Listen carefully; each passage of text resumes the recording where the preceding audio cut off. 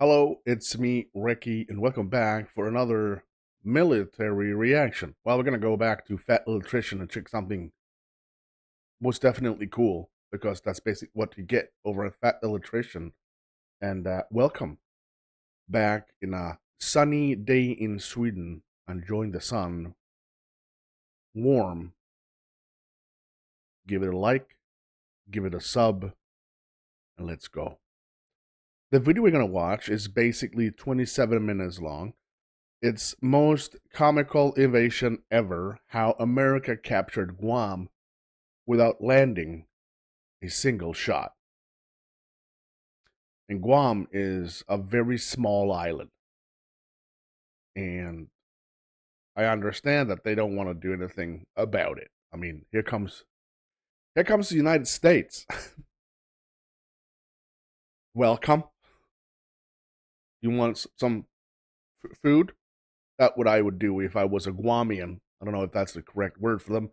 But I like Guamian, and that is the name so far, unless you say otherwise. And of course, we say thank you so much to the channel members and the Patreon. Thank you so much for the excellent support. A big shout out to the Supreme Tier donators over by Patreon, and of course, channel membership. Thank you. Big shout out for you guys. We got personal shout outs for the ultimate supporters. That's Deja, Wald, Dwayne, Dana, Troy, Robert, Matt, Barbara, and Kathy. That's the cool link right there. Well, I have talked enough, and I think that we are about to go check out this video. And if you haven't checked out Fat Electrician yet, strongly suggest that you do. There's a bunch of cool things, bunch of really good videos and stuff that if you like this, you will like the rest of it. You can find the link for Fat Electrician's channel and with this video we're going to watch located right down there in the description. So go there and give them the support that they so much deserve. Let's do this. Most of my videos are done on stories that I think would make great movies, and this one's really no different, except this one should be a Mel Brooks style comedy. Right. Today we're talking about the chillest, most nonchalant invasion of all time when America acquired Guam, or when America acquired Guam the first time. But first, a word from our sponsors. This video is brought to you by Ridge Wallet. Okay, let me break this down for you. Father's Day's coming up, and your dad's back. It hurts, okay? A, he's been carrying you through life this entire time, and B, he's been suffering from a horrible case of dad wallet. I mean, look at this monstrosity, your dad's old school trifold leather wallet. It looks like he's walking around with a Gutenberg Bible in his back pocket, and then every time he sits down, he's got that thing underneath one butt cheek. It's throwing his hips out of alignment. It's no wonder his back hurts. I mean, this is ancient technology right here. Why are we still doing this? Every time your dad goes to pay for something, he has to pull this brick out of his back pocket, unfold a dead cow just to get to his credit card. Okay, it's some type of weird origami project. Get rid of it. Get your dad a Ridge wallet for Father's Day. They're 40% off. He said that. Dead cow? Yeah, he said Okay, it's that. some type of weird origami project. Get rid of it. Get your dad a Ridge wallet for Father's Day. They're 40% off right now. And then tell him to put it in his front pocket so his back feels better. So again, go get your dad a Ridge wallet for Father's Day, something he's actually going to use for once. They're on sale right now. I'll have a link in the description down below. Let's get back to the video. Our story takes place in 1898 during the Spanish-American War. Now, most people know almost nothing about the Spanish. Oh shit, we went back that far. Okay, so hold on. Going to use for once. They're on sale right now. I'll have a link in the description down below. Let's get back to the video. Our story takes place in 1898. Well, that's Spanish-American War. Is that versus Mexico? I have no idea.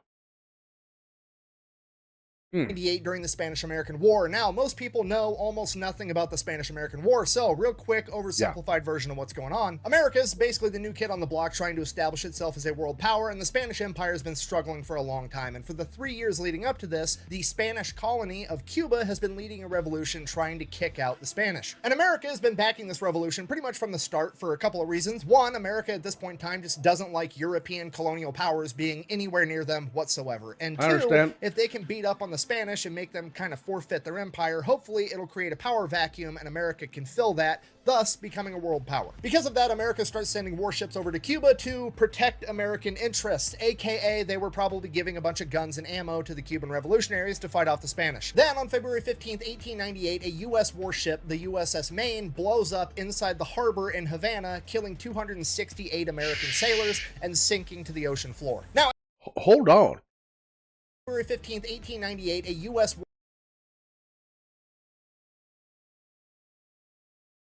That is a bitchin' boat for being late 18. Holy crap.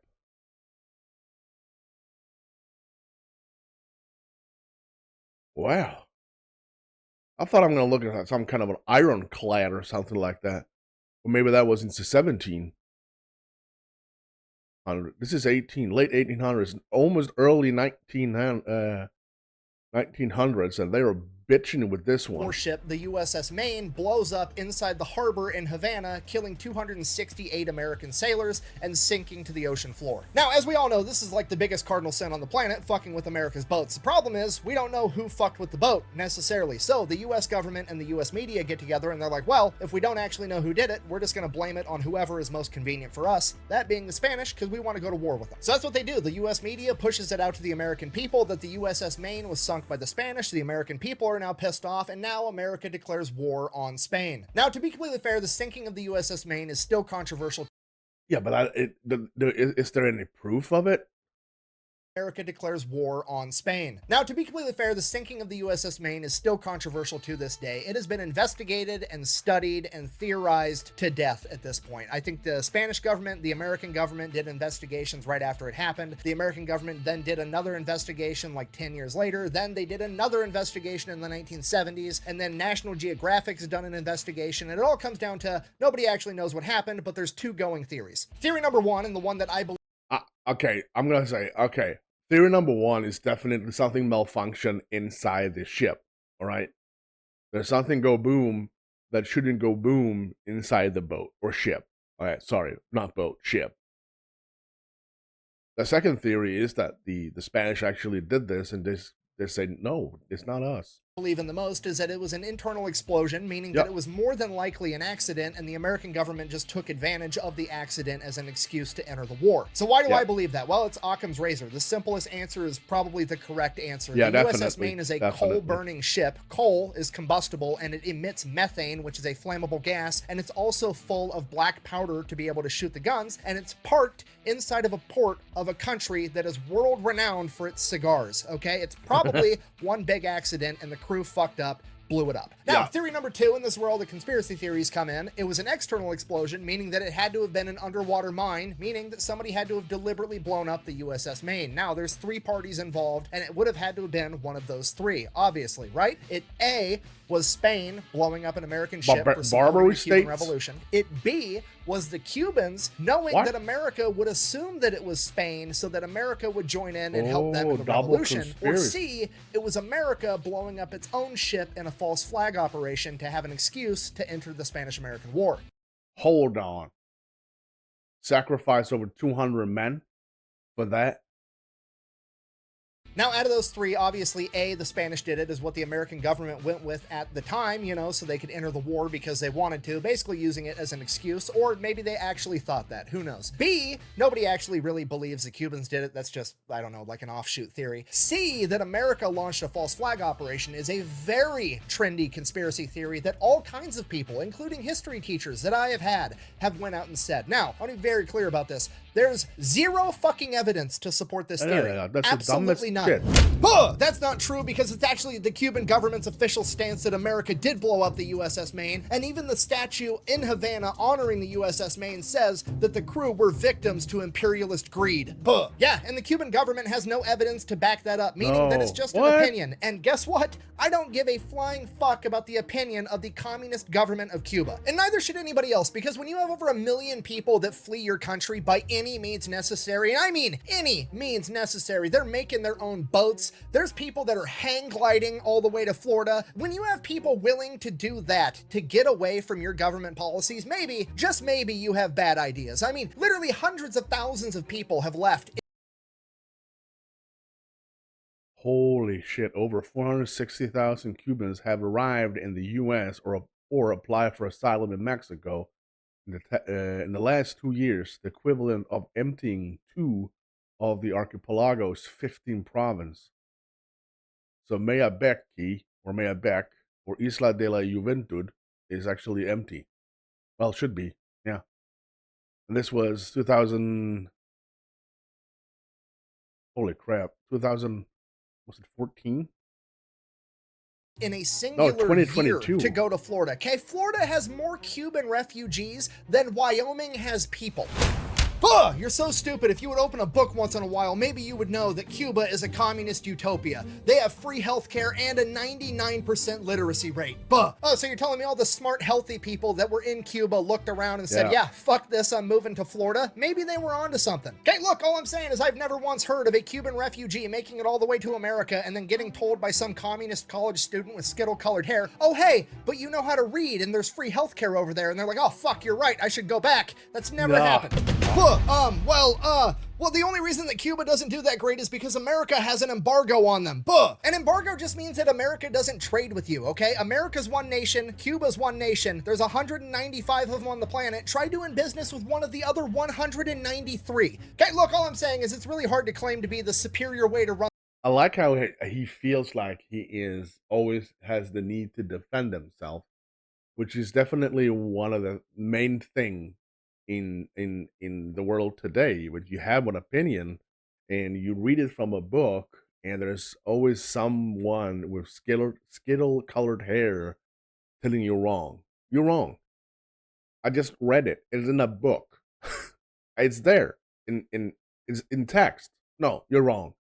And arguing with those people is like shooting yourself in the face, then complain about it. Yeah. On the world when you can't get along without the capitalism there, okay? Right now, it's the geopolitical equivalent of a 20-year-old kid still living at home that's mad at mom and dad for making him get a job, and now he can't pursue his dream of being a Twitch streamer. Okay, because historically speaking, that's the only way that communism works, is when capitalists are funding it. And if you don't believe me, we can look at all the communist nations on the planet, okay? There's 5 of them. We got North Korea, Cuba, Laos, Vietnam, and China. The only 2 that you can see from outer space at night are Vietnam and China, and I'm sure it's just a coincidence that they're also the only ones that have a McDonald's and a KFC on every fucking block. Okay, I'm calm. What was this video about? Boy, that escalated quickly. It jumped up a notch. It did, didn't it? Sorry, the USS Maine, very controversial. Regardless, it gets blown up. America uses that as the excuse or the reason to enter the Spanish-American War, declaring war on Spain. So one of the first things that America does is they get a hold of Commander George Dewey. He is the man that is in charge of America's Asiatic fleet, and they are currently stationed in Hong Kong. They go ahead and they give him the order, hey, take the Asiatic fleet from Hong Kong, sail it over to the Philippines, go into Manila Bay, and take the entire thing over, because the Philippines at this point in time is a Spanish colony. So that's exactly what George Dewey does. But before he leaves Hong Kong, he decides he is going to enlist the help of a man by the name of Emilio Alguinaldo, who is currently exiled in Hong Kong because several years prior, he had just led an entire revolution against the Spanish in the Philippines. Now, obviously, you do not see exactly where this is going, because America's never, ever done anything like this, ever. You know, the definitely not a classic move where we encourage a guerrilla fighting group to overthrow its current government, and then we end up fighting that guerrilla fighting group like 10 years later, and it's just way worse overall. Anyways, yeah, that's basically what happens. Dewey shows up to Manila Bay with the Asiatic. Gotta tell you, even if America is one of the youngest countries per se, it's packed with more history than Sweden. And the history is fun.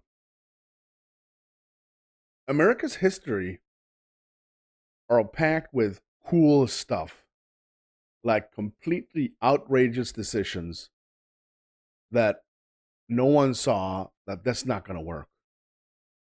Like there's a 99.9 probability that this is not going to work. We're talking about 0.1 chance that this is going to work. And it's working every time. Isn't that kind of weird? Fleet, he takes over the bay almost immediately, at which point he sends Emilio ashore, he gathers up some revolutionaries, and they're going to start fighting the Spanish way before the American troops ever even set foot on the ground. Now at this point, something unexpected happens. The German and the Japanese Navy show up, pretty much for the same reason America's there. They also would like to own the Philippines. So now George Dewey just does not have enough men to go around, because he has to keep all his men on the boats, potentially ready to fight the Germans and the Japanese in naval warfare if they want to do that, and now he doesn't have any American soldiers to go ashore and help out the guerrillas. So Dewey does the only thing he can do. He requests reinforcements, and it takes about 3 weeks for those reinforcements to even start heading his way. Captain Henry Glass is going to be departing from California in a U.S. cruiser known as the Charleston, and he is going to make his way over to Hawaii. Oh, wow. Amazing picture. Look at that. Oh, my. First of all, this guy, he's just Captain Henry Glass, war commander of the USS Charleston. He has some amazing set of nets. because he needs to stand that way because they're huge. I'm talking about golf balls, no bowling ball Nance, right there. Look at him holding a cigar like it's a bunt or something. Man, Captain Henry Glass. Cruiser known as the Charleston, and he is going. This is a photo of the USS Charleston at Hong Kong, 1898. Look at this. This is 1898, right? It's not like it was yesterday. No, 1898. Going to make his way over to Hawaii, where he is going to pick up and escort 3 troop transports completely full of American soldiers, and that is who is going to go ashore and fight the Spanish in Manila. So that's what he does. He goes to Hawaii, picks up the troop transports, and while he's there, he is given a sealed letter with orders directly from the Secretary of the Navy that he is only supposed to open once he gets underway and out of sight of Hawaii. It's a secret mission in uncharted space. Let's go! So now Henry Glass and the men of the Charleston are pumped. They get to go on a super duper top secret mission. So they get out in the open ocean, open up this letter directly from the Secretary of the Navy, and here's what it says. I'm not going to read all that. I'm just going to go ahead and summarize it for you. It essentially says, hey, on your way to Manila, make a quick pit stop in Guam and take it over real quick. It should only take you a day or two. Chop, chop, hurry the fuck up. So now the crew's super pumped. I mean, they wanted combat and they just got orders to speed run an entire invasion and take over of another country while they're on their way to go invade and take over another country. It's like putting bacon bits on bacon. These guys love it. So the crew starts getting ready. They go and they dig through all the maps and books on the ship, trying to find out anything and everything they can about Guam. And according to the latest intel, granted, it's a couple years old, but damn it, it's the newest intel we've got and we've got to go off of it. There's going to be a Spanish warship there and a couple of forts guarding Guam. It is going to be a fierce fight and we need to get ready for it. So they start training. They start taking barrels, empty crates, anything they can spare and throwing it overboard. And once it drifts a couple 100 yards away, they open fire on it with the guns for target practice. And this goes on the entire time. And then finally, June 20th, 1898, they arrive at Guam. It is early in the morning. They're going to attack at first light. 6 a.m. is when they are going to sail in and launch their assault. So it's early morning, it's foggy, the whole crew's on edge, they're ready for combat at any moment, and they're just coming up on Guam, and they're coming up on Guam, and finally through the fog, they can make out a ship. It's got to be the Spanish warship, right? It's guarding Guam, and they get closer and closer, and right as they're about to open fire on this ship, it's a Japanese merchant vessel. Okay, that's weird, but I mean, what are you going to do? Just keep advancing, I guess, right? That ship and those forts got to be in there somewhere, so they keep advancing through the fog, and they keep advancing, and they keep advancing, and finally, they start to see the silhouette of one of the forts off in the distance through the fog. But the problem is the fort is built directly onto a cliff face, and it's so high that the guns on the ship aren't going to be able to actually fire at it. Well, now we've got a fucking problem, because the sun is fully out, and this fog is getting thinner and thinner by the second, so we're going to have to haul ass and try to get out of range of this fort as soon as possible. So that's what they do. They haul ass through this fog trying to get out of range of this fort, and they do it. They don't get fired on a single time. They made it through. Hooray. So now it's like broad daylight out, and they roll up on this second fort. And this fort, they're going to be able to hit with the guns. It's finally go time. We get to show off our expert marksmanship. So they roll up, and they just start bombarding this fort with fire. They shoot at this fort like 13 times, missed every single time, and they got 0 return fire from the fort. The entire crew is just completely confused. What the fuck is going on? I come here for a shootout, right? You don't be go get out. Go off. A shootout, right, is a fucking shootout! So everybody looks at the captain like, Captain Glass, what are we going to do? And he's like, I don't know. I guess we'll get ready to go ashore and take over Guam on foot, I guess. Nobody wants to fight us on the That's funny how I would react if I was like, they're super gung-ho too now. I'm talking about they have been drilling in, they have been pumped, they got so much adrenaline in their veins, they're about to explode, and then just nothing. water, apparently, so start getting the whaling boats ready, get your kit on, we're gonna go do this. So that's what they do. The whole crew starts getting ready, and while they're getting ready, they start to notice that there's a bunch of people amassing on the beach that they need to go to. So they're like, oh shit, this is gonna go down. We're gonna get in a fight on foot on this beach. Fucking, it's go time. So they're getting their guns and their kit ready. You know, the intro scene to every military movie ever right before the big mission is going on at this exact moment. Talking about and right Normandy. then, a little tiny boat full of a bunch of Spanish guys rolls up and boards their ship. And the first thing the Spanish guys say are, hey, sorry we didn't return the salute. We didn't have any black powder or guns ready to do that. And the Americans are like, what are you talking about? They're like, the salute you did earlier where you like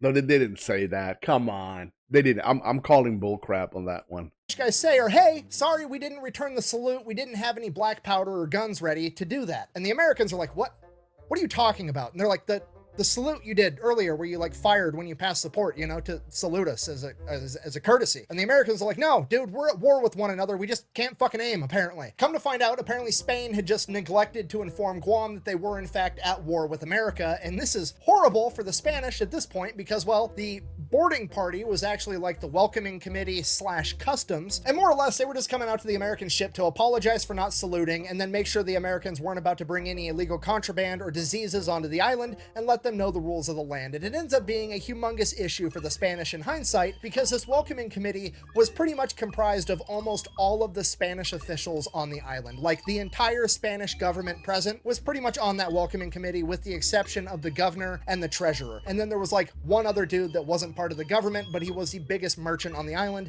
His name was Francisco Portash, aka Frank. So they have basically just inadvertently turned over the entire government right off the bat. So at this point, Captain Glass is like, well, this is fucking perfect. And he picks like the 2 lowest ranking guys, writes a letter to the governor and is like, hey, surrender. I've captured all of your government officials and I have more men than you do. Why don't you just go ahead and call it a day? We don't need any violence whatsoever. They go off and they're going to hand deliver that letter to the governor. So while they're going to deliver that letter, the other ones are still talking with Captain Glass and come to find out Frank the merchant is actually an American. He was born in Spain. He migrated to America in Chicago, where he became a U.S. citizen. He then met his wife, married her, moved to San Francisco, became an elevator technician, and then for some reason got a wild hair up his ass, moved to Guam, and became the most successful merchant there. And to be honest, he's pretty pumped that America's taken over because he likes America more than he likes Spain. So he is still more than happy to help Captain Glass any way he can. And he's like, hey, here's the deal. Just tell me what you want. Let me go back. Me and the boys will start ferrying out whatever supplies you need, and we'll just sell it to you right here. You won't even have to go ashore. So Captain Glass is like, perfect. He lets Frank take one of his boats back, he gets his men, and they just start shuttling back and forth boatloads and boatloads of supplies for all the Americans to buy. And this is like my favorite part of the story because it's just one of those things that you read and you're like,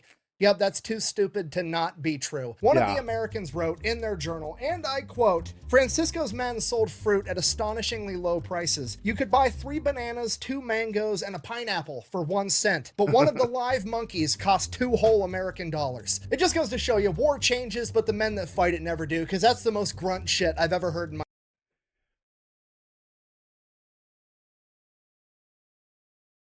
Well, that's a funny. But one of the live monkeys actually costs 2 whole American dollars. I mean, you can buy so much fruit for 1 cent, then they overprice the monkeys. It just goes to show you, war changes, but the men that fight it never do, because that's the most grunt shit I've ever heard in my entire life. Okay, now cut back to the 2 dudes delivering the letter of surrender to the governor. We'll call them Bob and Tom. Okay, Bob and Tom make it ashore. They start walking over to the governor's palace. They get about halfway there and they notice that there's like 20 dudes pushing 6 brass cannons from the governor's house down the side of the road. And Bob and Tom look at each other and they look at these guys and they're like, holy shit, are we actually going to try to fight the Americans? And the guys pushing the cannons are like, what? No, we're just bringing these over from the governor's palace so we could return the salute to the Americans. And Bob and Tom are like, don't worry about it. Just put the cannons back. God damn it! So they just keep going. They get to the governor's palace. They give him the terms of surrender, at which point the governor's furious, but also, I mean, what's he gonna do? He's got 54 Spanish soldiers, and then Guam has a militia of 52 guys with no training. He doesn't stand a chance. He basically has to surrender. But here's the catch with this whole thing. Captain Glass's letter to the governor actually instructs the governor basically to just hop on a boat and report to the American vessel and turn himself in, and that's not gonna fly with the governor, so he writes a letter back that has to get delivered to Captain Glass. And that letter says, and I quote, "It would give me great pleasure to comply with his request and see you personally, but as the military laws of my country prohibit me from going aboard a foreign vessel, I regret to have to decline this honor and ask that you will kindly come ashore where I await to exceed your wishes as far as possible, and to agree to our mutual situations, asking your pardon for the trouble I caused you, and I guarantee your safe return to your ship. Very respectfully, Governor Juan Marina." Okay, so obviously this is a trap, right? The government's planning something. That's a stupid rule. Nobody would actually follow that. So the Americans get this letter, they read it, and Captain Glass is like, It's undoubtedly a trap. okay, so now the Americans fill up one whaling boat with It's a very nice letter, though. I would probably fall for it. Oh, all right. Maybe I can get some nice dinner, like a Guamian. I know that's not the way you say it. a Guamian dinner with the governor, maybe a glass of wine and a monkey. Like, with Captain Glass and a bunch of soldiers, and then another whaling boat just completely full of soldiers. Captain Glass and his boat are going to go ashore, where they're ideally going to accept this surrender, but it's probably a trap. And then that other whaling boat is going to wait right offshore in case they need reinforcements for when shit goes down. But to the American surprise, the governor shows up with his 54 soldiers and then his 52 militia members, and he just straight up surrenders. So they take the governor as a POW, they take all the weapons away from the Spaniards, they take all of them as POWs, then they take all the weapons from the militia, and then they're just kind of like, you guys are from here. Go ahead and go home. We're just going to take the weapons. Get out of here. At this point, the governor is like, oh, hey, by the way, I wasn't able to find my treasurer, Jose Sixto. I have no idea where he is. Do you want me to send a search party to go find him so you can take him as a POW too? At which point, Captain Glass is like, I mean, this is a giant waste of my time, to be honest with you. No, I don't care. Let's just get everybody on the ship so I can leave. So they get everybody back to the ships. Captain Glass then takes a handful of Americans and sends them out to the fort that they had originally fired on, and they are instructed to fly the American flag over Guam because it is now a U.S. colony. So those guys grab a flag, hop in a boat, and they start sailing out to the fort. While that's going on, Captain Glass is telling everybody what happened. He's like, yeah, it wasn't an ambush. They actually did just straight up surrender. We took the governor as a POW, we took his 54 men as POWs, and then he had 52 militia members, but they were from Guam, so we just took their weapons and let them go home. At which point, one of the original guys from the welcoming committee, you know, the Spanish government, hears that, and he's like, whoa, whoa, whoa. Technically, I was born here. I'm super duper Spanish, but I was born in Guam. Can I go home too? At which point, Captain Glass is like, yeah, fuck it, why not? Go ahead. Then Captain Glass looks over to Frank, the merchant, who's still there trying to sell as much stuff to the Americans as possible before they leave, and he's like, Frank, you're technically the only American here. I'm not gonna leave any of my guys behind to run this place, so you're in charge, I guess. Now get off my boat and take not Spanish Guam guy with you. So Frank, his men, and the government official dude that's apparently from Guam all hop in their little boats and they go back over to Guam. By this point, the Americans have the flag flying over the fort. Captain Glass orders them to fire the cannon as a salute, and then the Americans start lowering the flag, and Captain Glass is like, these idiots are going to take the flag back with them, and we're going to colonize an entire island, and then we're not even going to leave a flag there so nobody knows that it's our territory. A little while after that, the American detail shows back up in their whaling boat with the American flag in hand, at which point Captain Glass is like, why? Why on earth would you take the flag down? And they're like, oh shit, I didn't even think about that. You want us to run back over there and hang it up? And Captain Glass is like, no, I don't. Just get in the ship, we're leaving. Just the complete dad energy of like, no, get your ass in the car, we're going to Manila. And that energy. that's it, they bounce. Just the most nonchalant, ridiculous invasion / capture of any territory ever. Okay, zero bloodshed. The Americans rolled up, captured the entire government, captured the entire military, put nobody else back in charge other than some random dude claiming to be an American that's named Frank, and then they didn't even give him like documentation or anything, just literally gave him the verbal, hey, you're in charge now. So Frank is literally just showing back up on the beach in a boat being like, hey, the teacher said I get to be the line leader, motherfuckers. It's a beautiful morning. Keep it running. Okay, if you're not picking up what I'm putting down, I'm trying to tell you that I believe this is the first time that America created a gigantic power vacuum and then just left it completely unsupervised. But not to worry, I'm almost positive that America is going to learn from this mistake the first time and will never ever do it again. You will be punished for your decadent ways on the first day of Radaman. You... wait a minute, wait, did I just say, what did I say, Radaman? Blah, blah, blah, blah. Okay, for real though, I need you guys to fully grasp how crazy this situation is for Guam, okay? Imagine that you woke up tomorrow and the American government was gone. The cops, gone. The military, gone. Nobody knows what happened, and there's just one dude named Frank that said, hey, Joe Biden put me in charge. Fucking what? What's your response to that, sir? You know what? No, I'm going to be optimistic. This is going to go great. This is a recipe for success. So Captain Glass and the Americans make their way over to Manila. They're going to reinforce Dewey. They show up, and honestly, they're probably not even really needed as far as overthrowing the Spanish goes, because Emilio went ashore. He started an entire revolution all over again, and they have been laying siege to Manila for weeks at this point. So the Spanish government knows that they're going to have to surrender. There's no way they can win this now, but they would way rather surrender to America because America is a world power and they don't want to have to surrender to a local revolution because that would be bad for their colonial empire street cred. So the Spanish leadership of Manila goes to Admiral There is a colonial street cred. Just saying. It exists. Dewey, and they're like, hey, hear me out. We want to surrender just to American forces, so we have to get in a battle with just American forces. We're proposing that we have a fake mock battle for funsies. We'll like choreograph it. We won't load our guns. It'll just be for show, and we'll surrender only to American forces and keep our reputation intact, and you guys get to take over Manila. What do you say? The Americans obviously agree because not dying is cool, and that's what they do. They have this enormous mock battle, and nobody has loaded guns, and obviously nobody told the guerrilla fighters because, well, that was the entire point, and then some of them joined in, and their guns definitely were loaded, and 49 Spanish soldiers ended up getting shot, and then the Spanish started returning fire because they didn't know what was going on, so then 6 Americans got shot and killed. But other than that, the mock battle was kind of successful, I guess. Yeah, I stabbed a man in the heart. I saw that.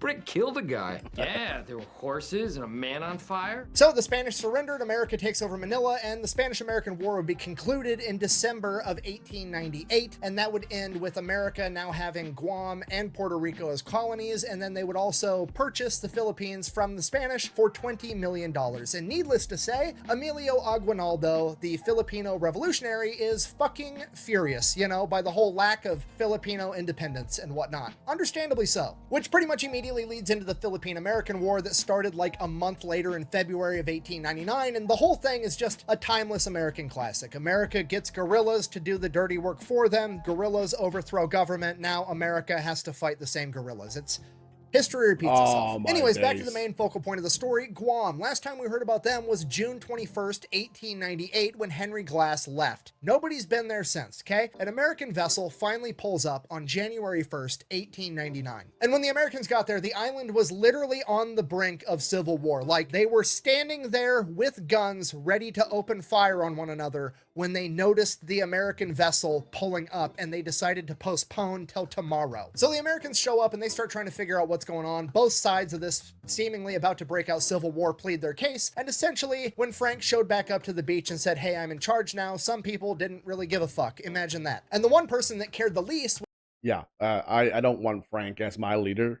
Just saying. Was actually the treasurer that got left behind, which makes sense. He was the last person part of the Spanish government, so in his perspective, he probably should have been in charge. Unfortunately, he was also the only person that had keys to the treasury, and he made the executive decision that he was going to go ahead and give him and all of his buddies an 18-month advance on their salary, basically bankrupting the entire country. So because Jose and all of his buddies had all the money, they basically had all the power, and they were essentially in charge, and this went on for a little while, and then eventually Frank and some of the other people there got mad and started a pro-America group, and things started to escalate and escalate and escalate, and eventually war was about to break out, and then the Americans finally showed back up. So the Americans audit the treasury, determine that Jose did in fact steal all the money, they order him to pay it back, and then the American captain appoints a man by the name of Joaquin Perez to be the governor. He picks out his own cabinet, and now Guam actually has a government. At which point the American ship captain basically informs the new Guam government that they are under the authority of the United States Navy. Anything that was Spanish lands is now American lands,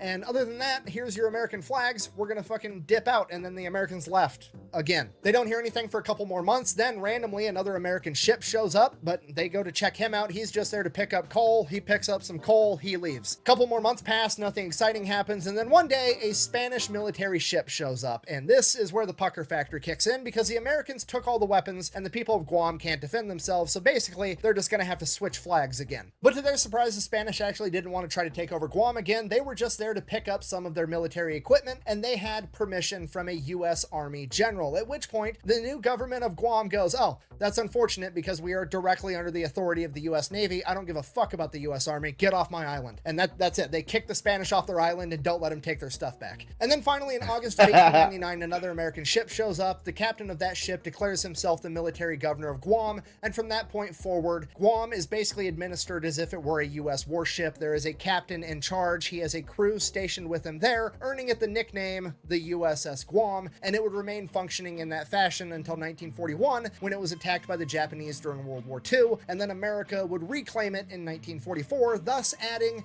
yet another reason as to why you do not fuck with America's boats. Thank you for watching. Best way to support the channel is to go buy some merch over at thefatelectrician.com. Quack bang out. Oh, hey, real quick. Actually, I do have an announcement to make. Me and a bunch of my YouTube friends have been working on something for a long time, and it finally came out. Basically, we all had the same problem. We all had monetization issues and censorship issues on a bunch of different platforms, and we were pretty much faced with two different options. We could just sit around and bitch about it and wait for somebody else to fix it, or we could go fix it ourselves. So that's what we're trying to do. We built our own streaming platform. It's called Pepperbox TV. This project came out way better than I ever thought it could when we started. This thing looks and feels like Netflix. It is both a website that you can stream from, and we have an app in the Apple App Store, the Android App Store, and it works on most smart TVs. Nothing's changing on YouTube. I'm going to upload everything just as I always have, but if you wanted to go check out pepperbox.tv, when you do it, it's going to cost you $7.99 a month, and in exchange for that, you're going to get all of my videos on all of my channels, ad-free 100%. Even the in-video integrations that I do are cut out as well. And for $7.99, you're not just getting access to my content, you're getting access to the entire platform. We have all the content ad-free from a bunch of my friends like Administrative Results, Donut Operator, Brandon Herrera, Grand Thumb, Micah Mayfield, the Unsubscribed Podcast, Rich, Mr. Happy Firefighters, and a couple of other guys, and we're hopefully going to keep adding more content creators as we go. So again, nothing's changing here on YouTube. I'm still going to upload everything, but if you wanted to try it out ad-free or just check out the platform, we do have a free 14-day trial. It's available at pepperbox.tv. Go check it out. Or don't. Up to you. Whatever. Thanks for watching. Quack Bang out.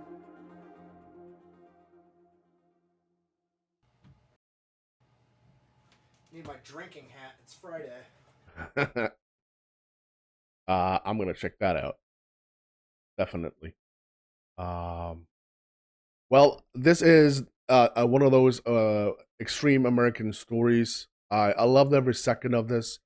I really love, and it's just amazing that first of all they shot about 13 shots towards this fort, and they realized that they missed all of them. And the Spaniards coming down and say, well, we apologize that we could not reply the salute.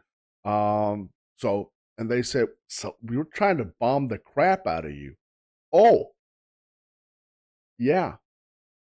About that. We wouldn't know this story if it wasn't for Fat Electrician. Never forget that. Never forget that. Go there to the Fat Electrician. You find the channel, the video link located in the description. Go there and give them the support that they so much deserve. Amazing story. Let me know what you think. And if you did enjoy this, like and hit that subscribe. Until next time, I'm Recky. You stay safe.